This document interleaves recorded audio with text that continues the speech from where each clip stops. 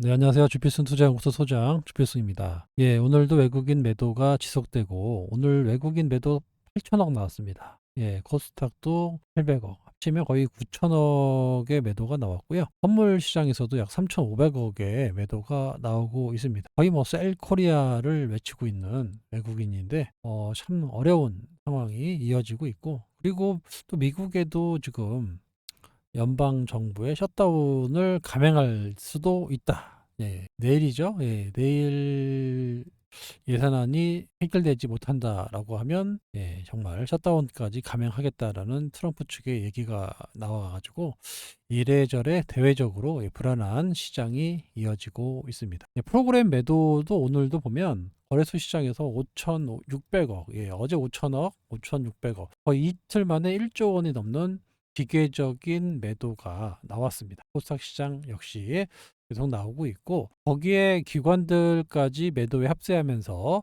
매수세 자체가 없는 그런 시장이 바로 코스닥입니다. 그나마 거래소는 연기금이 좀 사주거든요. 그래서 막판에 이렇게 조금 반등이 나오는데 코스닥 시장은 그렇지 못하다 보니까 상당히 크게 하락하는 모습이 뭐 이유도 없습니다.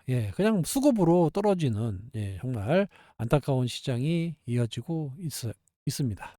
한투증권의 연구원이 외국인의 한국 그 매도는 삼성전자 하이닉스를 이렇게 판 거지 한국을 판 것은 아니다라는 이제 주장을 오늘 했었는데, 왜 그러냐면 계속 제가 삼성전자 매도 금액하고 외국인 매도 금액을 합치면 거의 엇비슷하잖아요.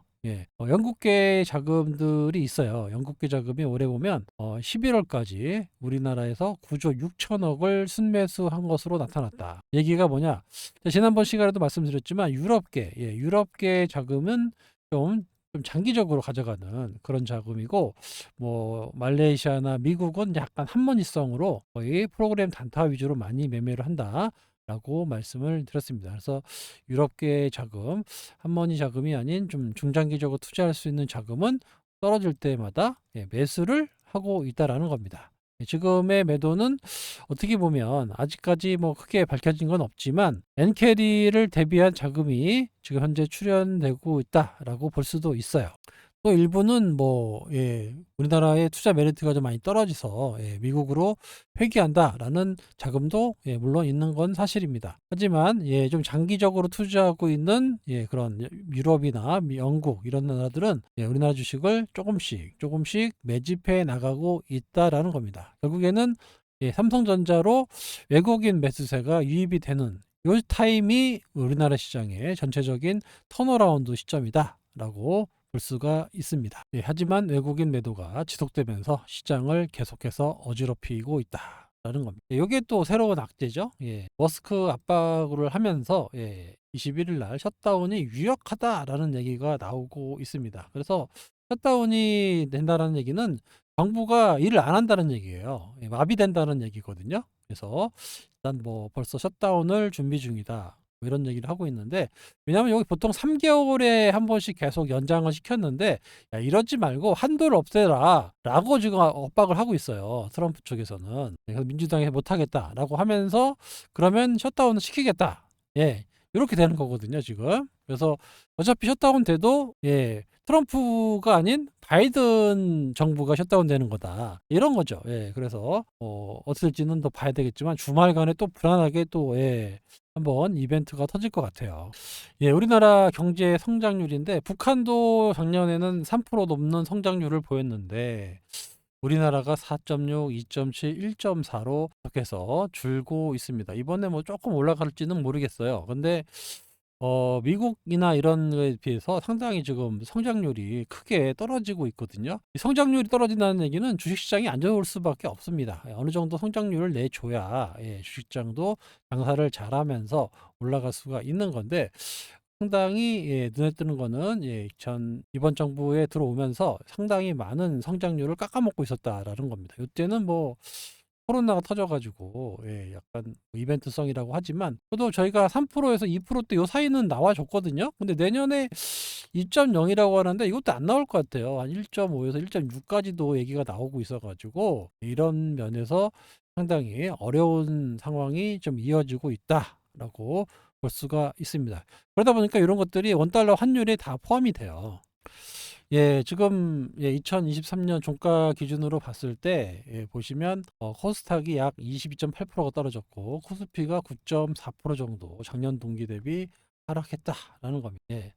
그래서 최근 들어서 나온 뉴스를 보면 PBR이 0.8배, 코로나 수준 정도까지 떨어졌다. 글로벌 투자 비중도 뚝뚝 떨어지고 있다라는 겁니다. 나스닥, 대만, 독일, 일본, 홍콩, 상하이, 나우, 보세요. 다 빨간불인데 우리나라만 마이너스. 이거 뭔가 우리나라에 문제가 있는 거죠. 이 정도면 다른 나라들은 다 성장하고 있단 말이에요. 주식도 올라가고 이런데 우리나라만 이렇게 빠졌어요.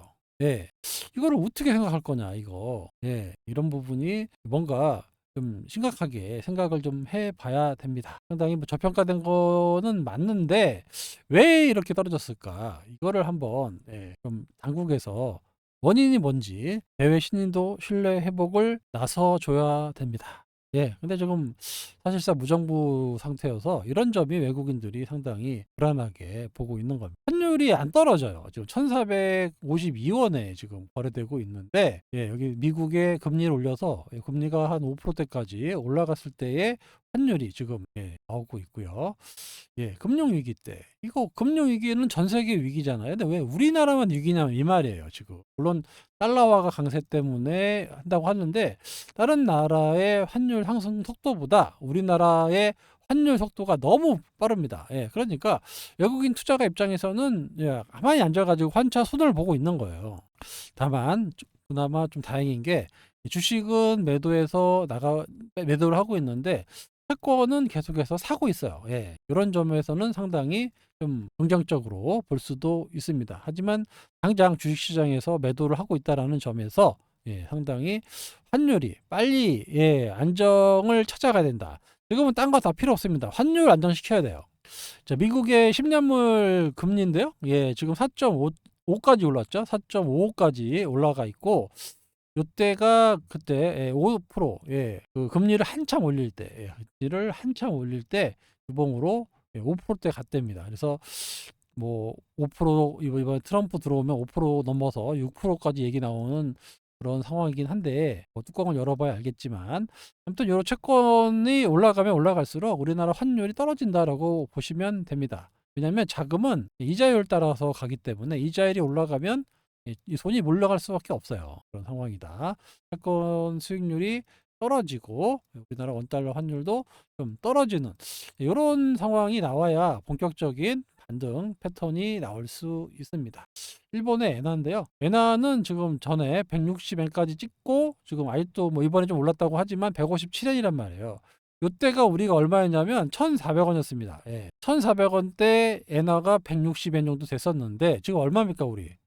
뚫어가지고 1,450원이잖아요. 그죠? 여기를 돌파해서 올라갔다는 얘기예요. 근데 일본은 뭐 낙폭이 깊었다가 반등해서 아직 고점 얘를 안 넘었다는 얘기죠. 그러니까 우리나라만 상대적으로 비정상적인 상승이 나왔다라는 겁니다.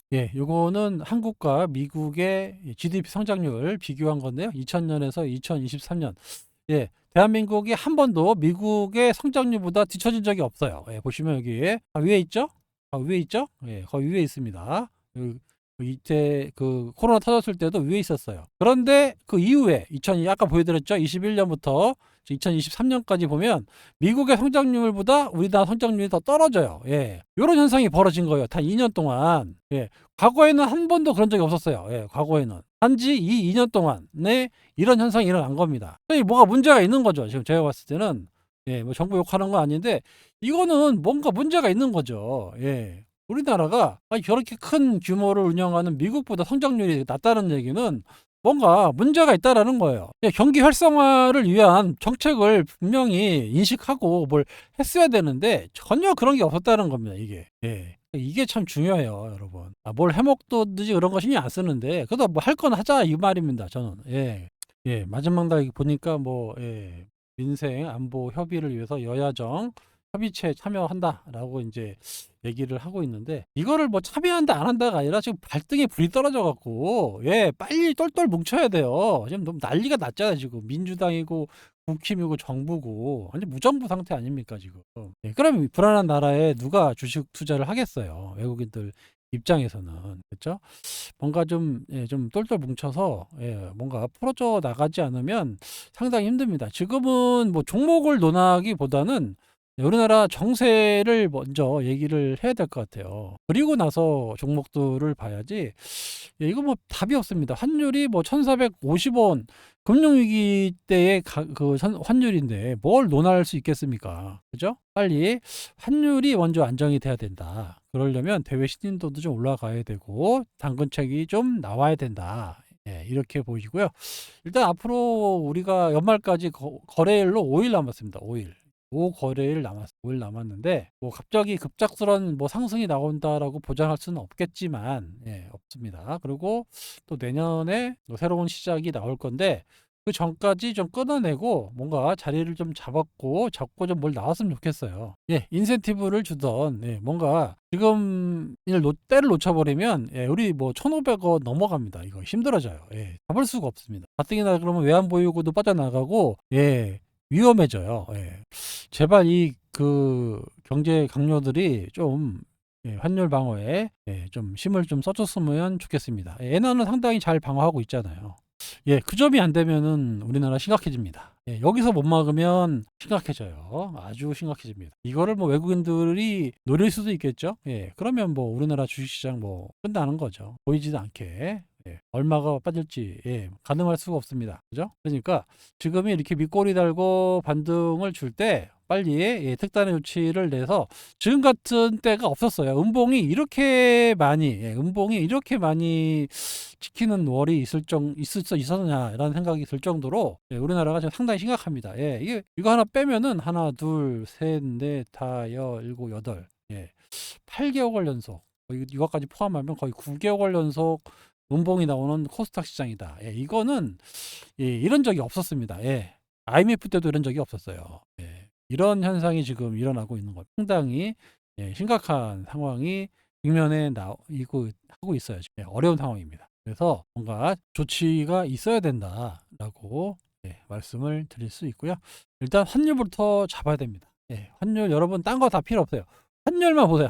환율을 잡아냈느냐 못 잡아냈느냐 요거에 달려 있습니다. 그래서 환율 좀 잡아낸다라고 하면 주식시장 그렇게 많이 안 떨어질 거예요. 예, 그래서 환율 뭐 나머지 5일 동안 원달러 환율만 보면 됩니다. 예, 원달러 환율만 잡아내면, 예, 시장 다시 진정되는 시장이고요.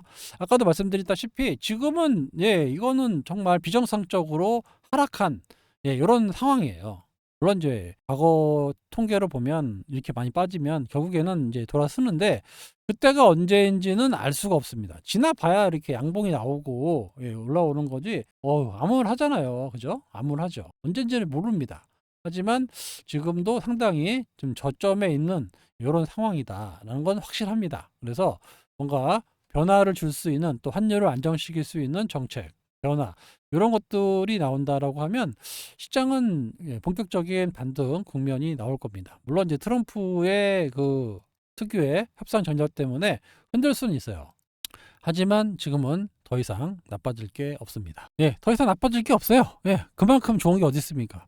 예, 다 알고 있어요. 예, 트럼프가 오면 변동성이 커질지도 알고 있고, 원달러 환율도 미리 반영돼서 다 올라가 있고, 예, 다 반영이 되어 있습니다. 예, 그래서 조금만 호재만 나와도 좀 급등이 나올 수 있는, 예, 그런 시점인 것 같아요. 예, 하루하루 외국인 매도에 좀 답답한, 예, 이런 상황인데, 예, 저 역시, 예, 주식 투자하는 사람으로서 상당히, 예, 힘든 시간을 보내고 있습니다. 예, 예, 과거를 돌이켜보면 우리나라에는 수많은 위기가 있었습니다. 대외 변수, 국내 변수, 많은, 예, 이런 위기들이 있었어요. 하지만 어떻게 됩니까? 결국에는 이겨내서 올라가고, 이겨내고 올라가는 게 또 우리나라 증시예요. 예, 지금 힘듭니다. 예, 엄청 힘들어요. 이때도 힘들었고, 이때도 힘들었고, 금융위기 때도 힘들었고, IMF 때도 힘들었습니다. 하지만 어떻게 됩니까? 결국엔 이겨내고 올라갔던 게 바로 우리나라 증시였습니다. 예, 지금도 힘들어요. 예, 바닥이 얼마일지 누구도 알 수가 없습니다. 하지만 기준이 되는 PBR이라는 게 있어요. 자산가치 대비 얼마나 저평가되어 있느냐라고 따져보면 지금이 거의 0.8대니까 거의 바닥을 가리켜 주고 있습니다. 여기서부터 빠지면 오버슈팅이에요. 오버슈팅이기 때문에 오버슈팅 기간은 이렇게 오래 가지 않습니다. 짧게 올라가요. 이렇게 V자 반등이 나오거든요. 만약에 여기서 더 떨어진다. 요거는 V자 반등이 나옵니다. 그렇기 때문에 큰 의미가 없어요. 잠깐 빠졌다 올라오는 거 그런 정도거든요. 그래서 그런 시기가 온다라고 하면 그냥 뭐 여기저기 빼가지고 더 사도 되는 그런 자리까지 온 거예요. 다만 그런 시기가 안 왔으면 좋겠죠. 여기서 잘 버텨주고 올라가 준다라고 하면 언제 또 우리가 조정받았냐 싶을 정도의 상승 국면이 나올 수 있으니까요. 원달러 환율의 변화를 주목하면서 다음 한 주 지켜보도록 하겠습니다. 한 주간 정말 고생 많으셨고요. 주말에 날씨가 엄청 춥다고 합니다. 감기 조심하시고 월요일에 인사드리도록 하겠습니다. 지금까지 주필승이었습니다. 감사합니다.